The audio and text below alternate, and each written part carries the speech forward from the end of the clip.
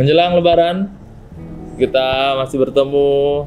Semoga kalian tidak bosan dengan kami berdua di program yang sangat luar biasa. Apa lagi kalau bukan Tanya Ustadz.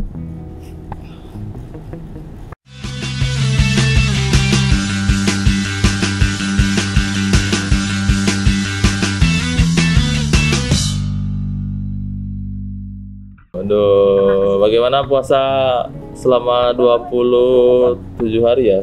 Selama 24 tahun lah, tidak pernah bolong. Hah? Serius? Serius lah. Luar biasa kamu ya. Tuh.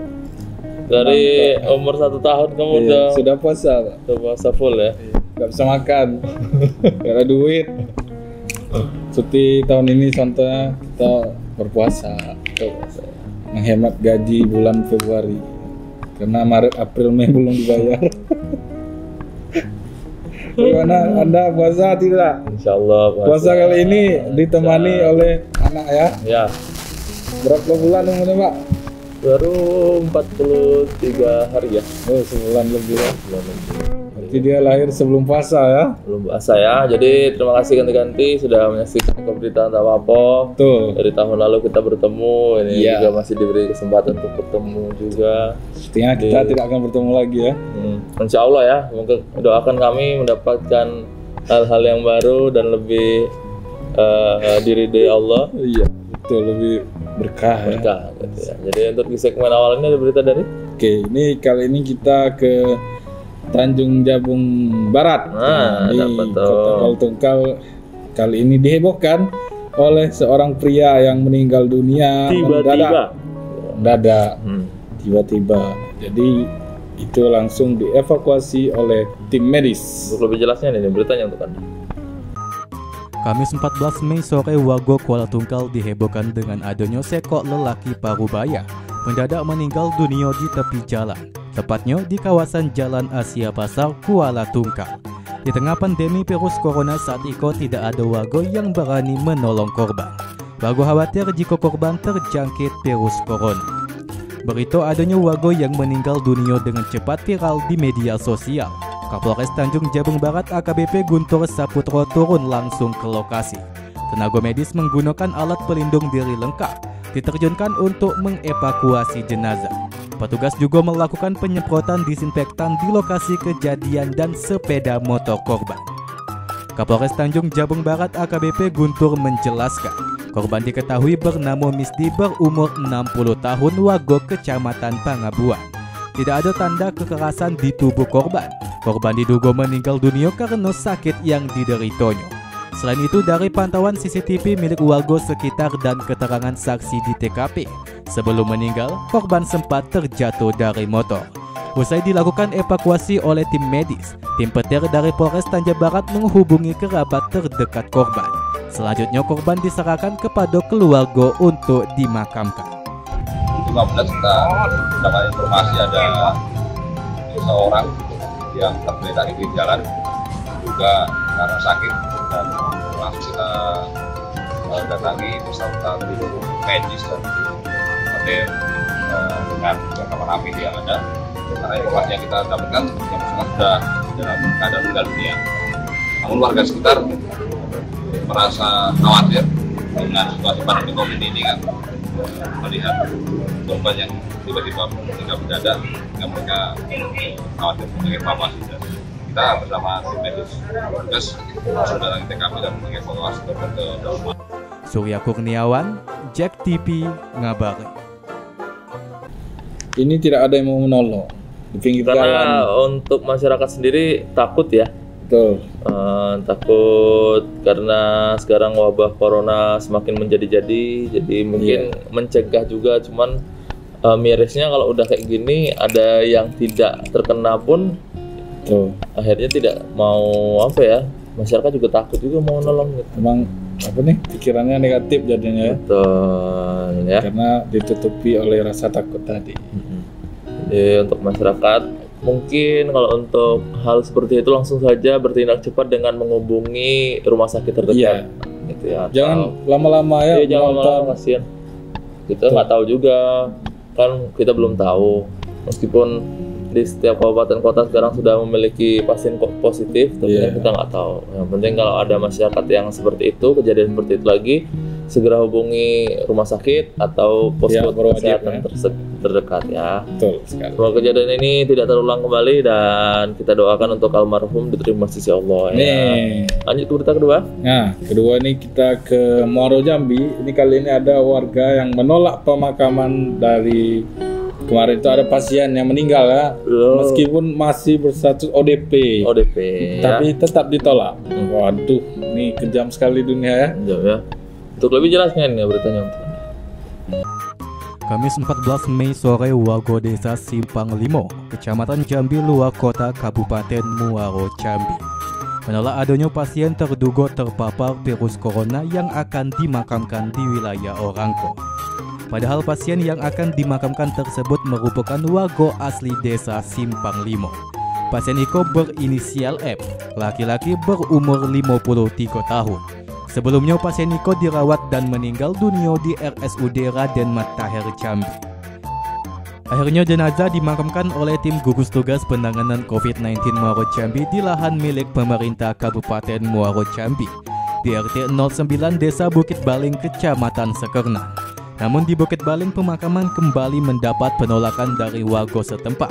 Kapolres Muaro Jambi, AKBP Ardianto dan sejumlah personel polisi turun langsung menenangkan warga.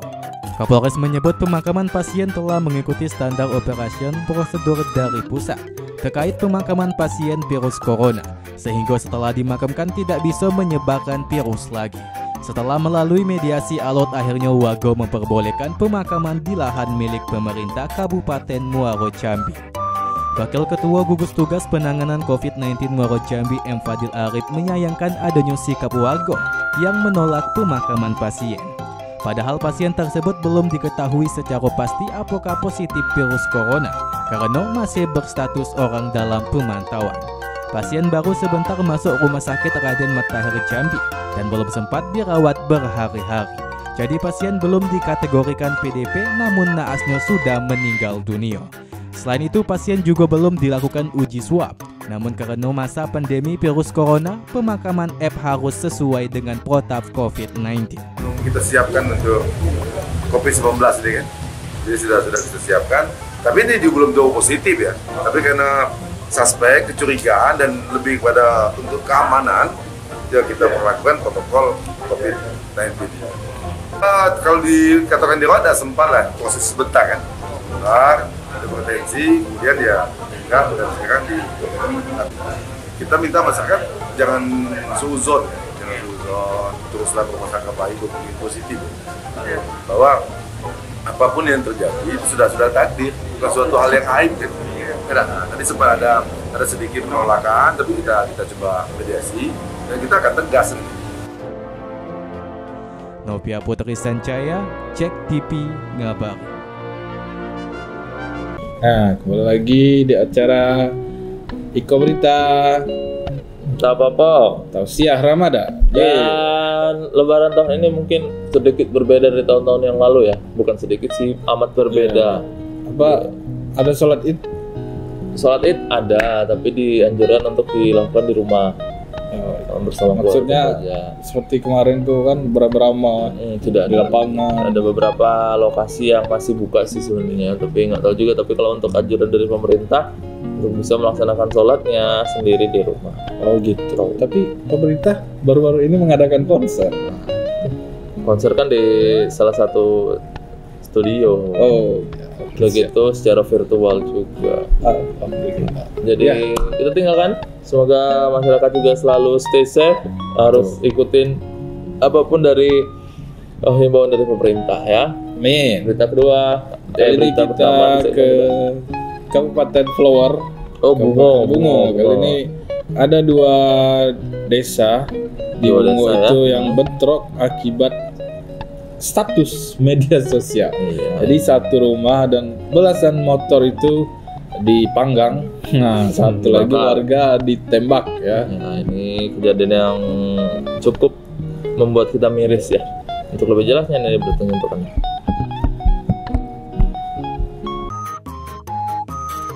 Bentrokan berdarah terjadi di Kecamatan Tanah Sepenggal, Kabupaten Bungo pada Kamis 14 Mei sekira pukul 12:30 dini hari. Sekelompok pemuda dari Dusun Lobok Landai menyerang Dusun Candi. Penyerangan secara brutal tersebut menyebabkan bentrok antara dua kelompok pemuda dusun. Diketahui bentrok berdarah tersebut dipicu oleh unggahan di media sosial Facebook seko warga Dusun Candi bernama Deprianto Darmawan Saputra yang menghina pemuda Dusun Lobok Landai. Namun warga Dusun Candi Iko mengaku akun Facebooknya dibajak atau dihack dan telah melapor ke Polres Bungo. Namun unggahan Facebook Iko terlanjur viral dan membuat warga Lobok Landai naik pitam.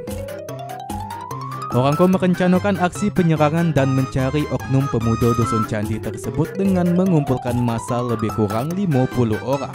Pada Kamis dini hari massa tiba di Dusun Candi dan melakukan aksi penyerangan. Namun pemuda Dusun Candi telah mengetahui rencana aksi tersebut hingga melawan dengan menggunakan senjata. Akibat kejadian tersebut, seunit rumah dan belasan motor terbakar. Bahkan mobil camat Tanah Sepenggal juga ikut menjadi sasaran amukan massa. Kaca mobil camat pecah dan mengalami kerusakan di bagian bodi. Tidak hanya itu, Rio atau kepala dusun Lobok Landai Anhar terkena tembakan senapan angin di bagian punggung belakang dalam insiden tersebut. Kemudian seekor warga Lobok Landai bernama Aprizal mengalami luka bacok.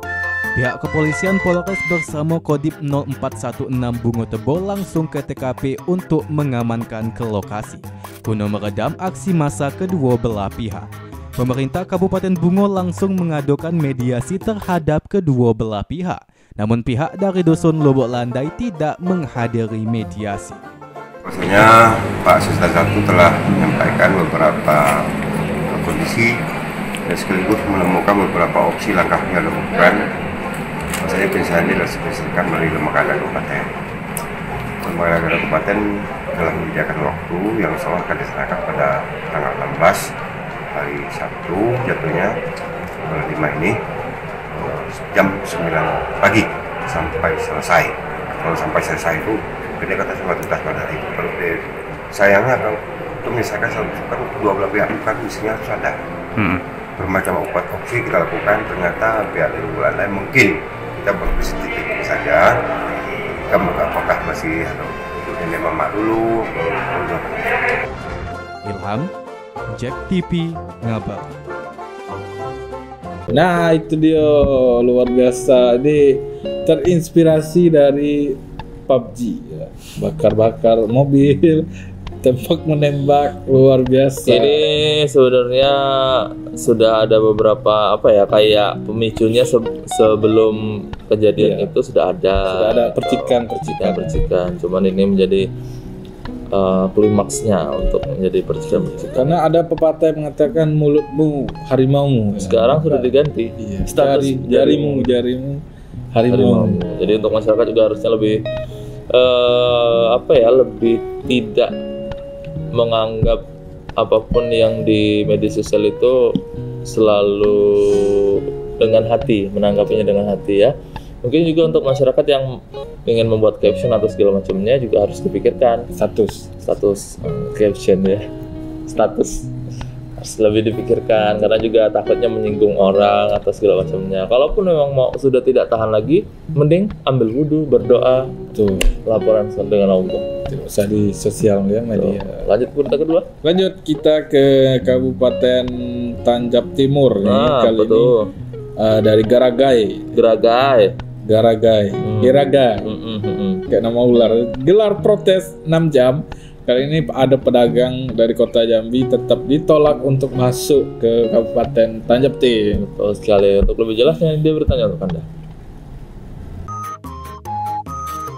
Puluhan pedagang pasar kalangan dari kota Jambi lakukan aksi protes dengan petugas posko COVID-19 di perbatasan zona 5, Pelabi, Kecamatan Garagai, Kabupaten Tanjung Jabung Timur. Pedagang protes dengan petugas lantaran dilarang masuk untuk berjualan di pasar kalangan yang ada di Kabupaten Tanjung Jabung Timur. Protes Iko berlangsung alot tim petugas COVID-19 yang berjago di perbatasan menyebut yang diperbolehkan masuk hanya pedagang yang membawa kebutuhan bahan pokok sembako yang sudah mengantongi hasil rapid test dari Dinas Kesehatan. Namun para pedagang tetap tidak terima dengan penjelasan tim petugas dan pedagang bersikukuh tetap tinggal. Tidak mau mengindahkan instruksi petugas untuk segera putar balik. Alhasil, kemacetan panjang pun sempat terjadi dalam aksi protes para pedagang tersebut. Salah sekok pedagang pasar Kalangan yang menjual sepatu dan sendal Hasan mengatakan, dari pukul 2 subuh dirinya dan pedagang lain yang berjumlah sekira 15 mobil ditahan dengan petugas COVID-19 yang berjago di posko perbatasan. Orangko tidak diperbolehkan masuk ke Tanjung Jabung Timur untuk berjualan di pasar Kalangan. Meski telah diberi penjelasan, orangko tetap bertahan karena berharap adanya kebijakan dari pihak terkait untuk memperbolehkan orangko masuk paten Tanjung Jabung Timur. Dari jam berapa, Bang? Dari jam 2 tadi, Pak. Jam 2 ya? Pakai rapid test katanya, Pak. Rapid test ya? Iya, itu pun untuk pedagang sayuran. Kita mau apa, Bang? Sepatu. Oh, jualan sepatu ya? Iya, nggak boleh. Kalau pakai pun rapid test nggak boleh masuk. Oh, gitu. Rame, Bang? Ada berapa ini? Berapa? Rame, Pak. Ini ada sekitar 10 mobil lah sampai di sana. 10 mobil. Lebih. Sementara Kasat Pol PP dan Damkar Tanjab Timur Henry mengatakan, meski dengan berat hati harus membatasi akses keluar masuk di Tanjab Timur, namun langkah Iko tetap harus diambil untuk mencegah mewabahnya penyebaran virus corona di Kabupaten Tanjung Jabung Timur.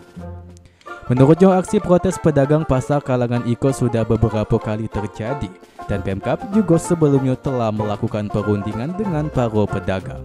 Pedagang dari luar Tanjab Tim diperbolehkan masuk dengan pengecualian, yakni pedagang yang membawa kebutuhan bahan pokok sembako dan telah mengantongi hasil rapid test negatif dari Dinas Kesehatan. Kita maklumi ini memang pasti menuai protes dari para pedagang dari pasar Kalangan. Namun kita berbuat ikan memutus rantai penyebaran COVID-19 ini. Mau tidak mau harus kita lakukan. Dan ini udah sering, Bang, di perbatasan ini? Ini sebenarnya udah lama kita lakukan. Cuma ada kemarin sebenarnya bukan negosiasi, tapi kita ada persyaratan. Mereka yang boleh masuk itu ya yang bawa sembako. Itu tapi dengan satu syarat, mereka sudah pernah rapid test dan hasilnya negatif. Karena memang harus kita sangat rentan penyebarannya di pasar. Meski melakukan aksi protes dan menunggu hingga 6 jam, para pedagang tetap tidak diperbolehkan masuk. Akhirnya para pedagang mengalah dan pulang ke kota Jambi. Diketahui pemerintah Kabupaten Tanjung Jabung Timur memang membatasi akses keluar masuk wilayah Tanjab Tim, baik itu jalur laut maupun jalur darat. Upaya Iko dilakukan untuk mengantisipasi dan mencegah penyebaran wabah virus corona meluas di Tanjung Jabung Timur. Rama Admiral, Jack TV, Ngabar. Balik lagi Di masalah pemerintah Tabako dan masyarakat di Provinsi Jambi. Semoga kita juga masih dalam lindungan Allah Subhanahu wa Ta'ala. Kita masih tetap stay safe dan jangan kemana-mana terlebih dahulu. Meskipun mau menjelang Lebaran, kita udah lihat di mana-mana lagi rame banget nih ya untuk belanja baju Lebaran atau kebutuhan. Mall buka ya, mall. Iya, ada beberapa mall yang buka, tapi kan emang tidak masalah. Cuman untuk masyarakat juga harus lebih waspada ketika untuk datang ke suatu tempat yang berkerumun ramai-ramai. Ya mending salah satunya pakai masker yang sudah pasti. Kemudian jangan bawa anak kecil, atur jaga jarak segala macamnya, dan gunakan hand sanitizer atau lebih sering cuci tangan. Dan juga bisa alternatif itu belanja online karena itu bisa banyak juga diskon-diskon sel-selnya. Tidak harus ke mall. Betul. Salah satunya dari toko toko Bukapedia, Bukapala. Dari Bukapala, dari toko lapak, apalagi dari Sopai ya. Itu gratis ongkir ya, jadi sama aja ya. Jadi semoga masyarakat juga lebih tercerdaskan dan juga lebih aware tentang kesehatan ya. Karena kita sekarang banyak banget orang yang sudah positif tapi tidak ada gejalanya. Iya. Nah, itu yang ditakutkan. Karena sistem imunnya mungkin kuat ya. Wah, itu. Lanjut ke berita pertama di segmen ketiga nih, Om. Nih kali ini Muaro Jambi ada pemukiman yaitu di Desa Sungai Duren yang kemarin ini terendam banjir sudah hampir 1 minggu.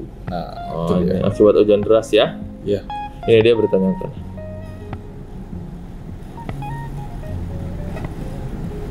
Ikola kondisi banjir di RT 05 Desa Sungai Duren, Kecamatan Jambi Luar Kota, Kabupaten Muaro Jambi. Sudah sepekan sejumlah rumah warga di desa Iko terendam banjir akibat luapan air Sungai Batanghari. Awalnya air hanya menggenang setinggi 50 cm, namun akibat derasnya intensitas hujan, membuat Sungai Batanghari meluap hingga aktivitas warga kini pun lumpuh. Salah seorang warga desa Sungai Duren, Dewi, menuturkan, meski sedikit mengalami penyurutan, namun sejumlah rumah yang berada di dataran rendah masih terendam banjir. Kini masyarakat setempat kesulitan memperoleh air bersih, serta membutuhkan obat-obatan dan sembako. Terendam banjir di tengah pandemi virus corona saat itu membuat kehidupan masyarakat semakin sulit. Itu anak kami sakit kuping, obat dewi lah, mandi. Kerja bayar itu bisa gitu. Pas sekarang orang naik libur sama coronanya ketik gitu. Tamatnya guru nih ada suruh-suruh. Kamu tak penting lah belajar untuk kerja ini susah lah bulan puasa. Itu bulan puasa kan banyak. Novia Putri Sanjaya, Jack TV ngabar. Novia Putri Sanjaya, Jack TV ngabar. Memang seminggu kemarin itu rutin ya hujan? Rutin, tiap sore ya hujannya. Udah gitu kalau udah malam juga lumayan deras. Hujannya intensitasnya cukup lama. Iya. Gitu. Jadi untuk masyarakat juga lebih waspada dan berhati-hati, terutama yang berada rumahnya atau kediamannya berada di pinggiran Sungai Batanghari. Gitu. Itu ada video yang kemarin tuh mak-mak nyuci depan rumah. Iya. Kan airnya sudah sampai depan rumah kan? Depan rumah, air sungai ya. Dan kayak kampung nelayan jadi. Jadi lebih waspada ya dan lebih hati-hati. Tuh, lanjut ke berita kedua. Kedua kita ke Kuala Tungkal lagi ini, kanti ada polisi yang merazia balap liar di alun-alun Kuala Tungkal dan berhasil mengamankan 23 sepeda motor dan sejumlah pemuda dan netizen yang mabuk. Ini dia beritanya untuk Anda. Begitulah suasana razia dadakan yang digelar jajaran Polres Tanjab Barat pada Selasa 12 Mei malam di alun-alun kota Kuala Tungkal. Sasarannya adalah para pemuda yang menggelar aksi balap liar. Kapolres Tanjung Jabung Barat AKBP Guntur Saputro mengatakan, razia balap liar itu menindaklanjuti informasi terkait maraknya balapan liar di alun-alun kota Kuala Tungkal. Sebab di tengah pandemi virus corona masyarakat harusnya berdiam diri di rumah. Namun kenyataan masih banyak pemuda yang berkumpul, tidak menggunakan masker dan melakukan aksi balap liar. Dalam razia itu, petugas berhasil mengamankan 23 unit kendaraan bermotor. Petugas kepolisian juga mengamankan beberapa orang pemuda yang kedapatan tengah minum minuman beralkohol di alun-alun kota Kuala Tungkal. Terhadap orang yang terjaring razia kemudian diberikan sanksi sosial untuk mendorong sepeda motornya ke Mapolres Tanjab Barat. Hari ini kita menindaklanjuti informasi di media sosial terkait dengan maraknya balapan liar yang menggunakan fasilitas jalan di dekat alun-alun kota. Di masa pandemi COVID ini yang seharusnya diam di rumah, hanya kita temukan pemuda yang masih nongkrong, tidak menggunakan masker dan juga diduga akan melakukan kegiatan. Sesampainya di Mapolres ke-23, pengendara Iko diberikan surat bukti pelanggaran tilang sebab rata 23 kendaraan tersebut tidak memiliki STNK, spion maupun knalpot standar. Surya Kurniawan, Jack TV ngabar. Iya. Balik lagi program sayangan Anda, apalagi bukan Eko Berita Tabapo. Segmen terakhir ini ada berita dari Sarolangun nih. Ganti ada Polsek Pauh yang menangkap 2 pelaku begal Mike Tyson. Ini sudah nengok belum ya? Mike Tyson ternyata bisa dibegal ya? Iya, betul sekali. Penasaran nggak? Penasaran dong. Iya. Polres Sarolangun melalui Polsek Pauh berhasil meringkus 2 pelaku begal atau pencurian dengan kekerasan. Pelaku tersebut laki-laki bernama Yunardi, umur 31 tahun, warga Desa Lamban Sigatal, Kecamatan Pauh, Kabupaten Sarolangun. Serta seorang kantinyo berinisial L yang juga merupakan warga Desa Lamban Sigatal. Penangkapan kedua pelaku tersebut langsung dibantu oleh personel Brimob yang melaksanakan PAM di PT Alam Lestari Nusantara. Kapolres Sarolangun AKBP Denny Herianto melalui Kapolsek Pauh Ibtu Madeoka Wijaya mengatakan korbannya adalah Mike Tyson Hasigian berumur 24 tahun, warga Kecamatan Singkor. Pada Jumat 1 Mei siang, korban mengendarai sepeda motor dari Pauh hendak menuju Desa Sepintun untuk menagih duit koperasi kepada nasabah. Sesampainya di Jalan Poros Lamban Sigatal Sepintun, korban dicegat oleh 3 orang laki-laki yang korban tidak kenal. Pelaku menempelkan sebilah parang di leher korban, sehingga korban menyerahkan sepeda motor, 2 unit handphone, dan duit Rp2.400.000 pada kejadian itu. Korban mengalami kerugian sekira Rp13 juta. Yang dipimpin langsung oleh Kadit Reskrim Polsek Pauh, tim sus, lihat dulu, gimana? Semangat.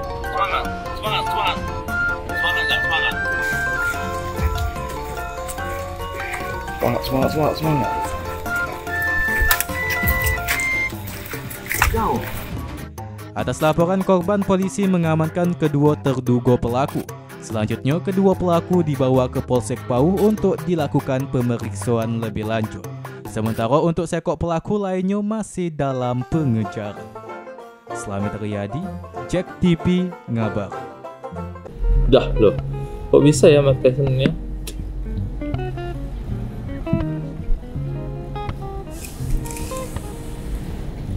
Nama olahraga. Oh, no. Takut juga. Tiba-tiba di pala, bukannya dia mau melakukan laga amal ya, kok tiba-tiba di pala. Apa nih? Lawannya dulu.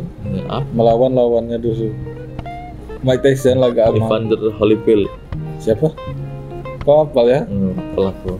Kau hafal nama-nama. Jadi ini adalah banyak juga sih aksi kriminal yang terjadi di pandemik COVID-19 ini ya. Kemarin sahabat kita ya hampir dijamret presenter kita. Udah gitu untuk masyarakat juga harus lebih berhati-hati karena ditakutkan ini karena efek berganda dari COVID-19. Dari mana sudah merasakan beberapa efeknya, terutama untuk pemasukan ya. Tidak ada jambret sebenarnya, macam-macam ya, pencurian, semua, perampokan semuanya rame-rame. Terima kasih kalian sudah menyaksikan Eko Berita Tabapo. Tetap jaga diri, jaga kesehatan, di rumah aja, jangan kemana-mana, dan kalian bisa saksikan program-program kesayangan Anda yang hanya ada di Jack TV. Dan kalian bisa follow Instagram kami berdua, follow Instagram Jack TV, follow Instagram sekitar Jambi, dan ada SJ_Jambi. Kalian juga bisa subscribe YouTube channel Jack TV biar update terus. Nah, gitu ya. Dan update informasi terbaru hanya ada di sekitarjambi.com. Terima kasih sudah menyaksikan Eko Berita Tabapo. Masih ada situsnya. Masih. Jangan kemana-mana. Kau yang kemana-mana. Sampai jumpa. Wassalamualaikum warahmatullahi wabarakatuh.